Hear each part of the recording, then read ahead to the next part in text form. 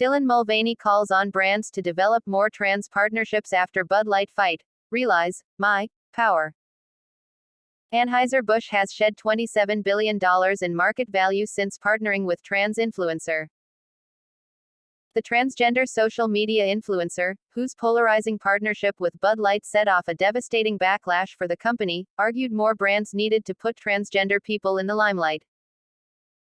Besides Bud Light, Mulvaney has, in the past, partnered with at least a dozen other major companies to sell women's products like sports bras and makeup. The White House also invited Mulvaney to interview President Biden last year. In an interview with LGBTQ digital magazine, Them, on Tuesday, the activist argued it was important to leverage this power and privilege as a white trans person to help more trans people get the attention of brands. For a long time, I felt so lucky that these opportunities were coming my way that I thought it was by accident. But now I realize how much power I actually have, Mulvaney said. If a brand wants to work with me so bad, then they should work with other trans people, too. It's not enough to just hire me, this white, skinny trans girl. I want all the dolls getting all the brand deals.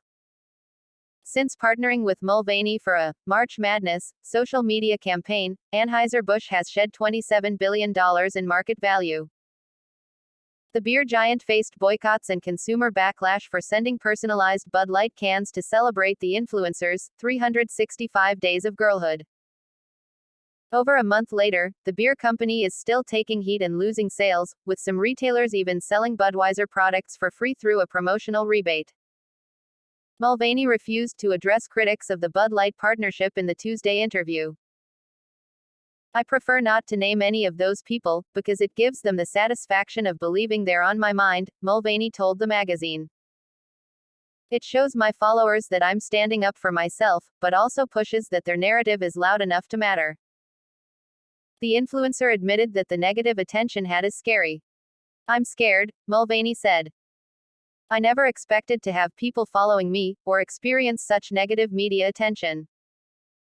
I walk into a room and I never know if somebody is going to really love me or really hate me.